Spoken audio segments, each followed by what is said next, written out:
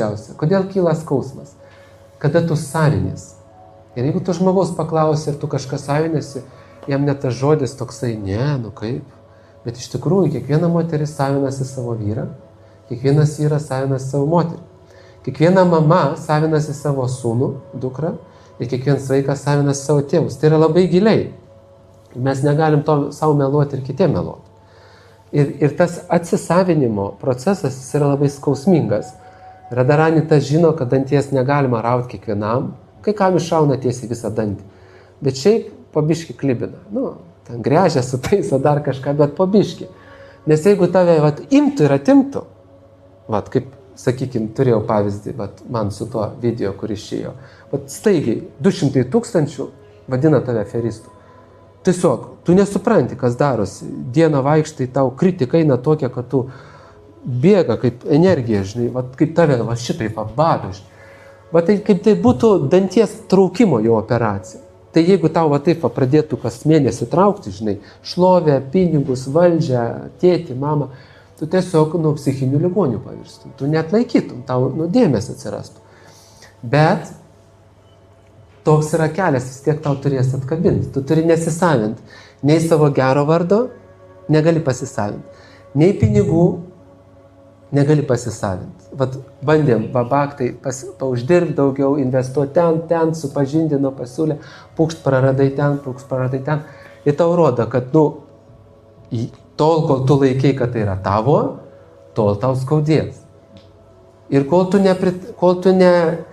nepripažinsi, kad tai yra ne tavo ir nieks iš tavęs jų nepaėmė, nes jie nebuvo tavo ir niekados nebus, tol tau nenustos skaudėti.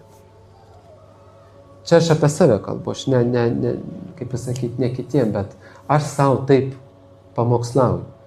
Jeigu iš tavęs paėmė, tai žodis paėmė jis yra jau nebetikslus, jis yra programuojamas. Kaip gali paimti iš tavęs tai, kas tau nepriklauso? Čia visas momentas, kaip gali paimti.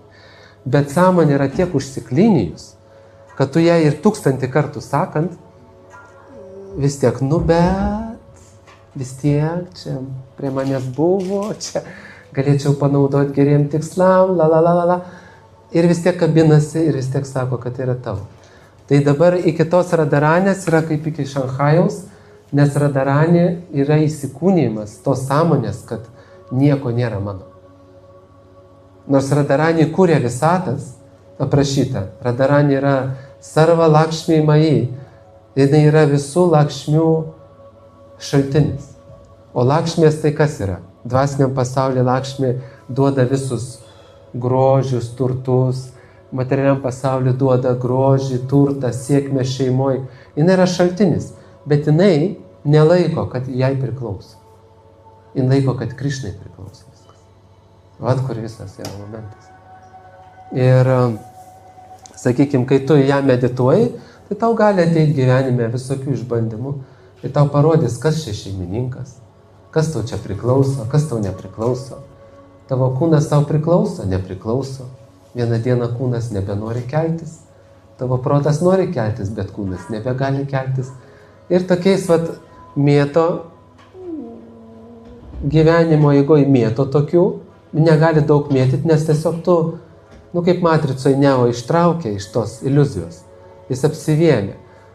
Jis negalėjo atlaikyti, kad jisai gyveno sapne. Taip ir čia negali tu taip atitraukti nuo žmogaus, nes bus per didelis skausmas ir žmogus tiesiog paliks kelią. Ir aš žinau ne vieną baktą, kuris gavęs tokių rimtesnių išbandymų, kada tiesiog tau kaip su kuoka per galvą trenkia, jis tiesiog tiek skausmo patiria, kad visi baktai viską sako, aš nenoriu nei baktų, nei bakti, nieko nebenoriu, man bakti procesų sugriovė gyvenimą. Viskas. Ir uždaro duris ramiai, nueina prie Jėzulio o Jėzus, žinai, jisai visus priima ir švelniau veda, kad, aišku, vienuolis stipriau veda, bet ten biški kita nuotaika. O čia atsistoji paramparą, mantros veikia, ugnis dega, viską degina, operacija vyksta. Kai tu į tą paramparą įsijungi, aš dėl to pradėjau neberekomenduoti niekam dikšų. Šiai minutei aš niekam neberekomenduoju dikšų, nebent žmogus turi labai stiprų tikėjimą į Dievą. Nes kas vyksta dikšą gavus? Mano 5 metų, kada aš prieš 5 metus gavau tą parivarinę dikšą. Tai tiesiog, tu turi būti labai stiprių, pirmiausia, nervų žmogus ir tu turi turėti tikėjimą, kad Dievas, ką be padarytų su tavim, tu nekeiksi Dievo. Nes kai tu gauni tas mantras, kurios eina nenutrūkstamos, nuo dvaitačiarijos, jos yra labai galingos, tas mantras. Tu ne iš kartai suvoki, bet vibruodamas po biškį, tu pradedi suprast, kad tai yra labai labai galingas mantras. Ir jos realiai ima ir tos kelmus rauna.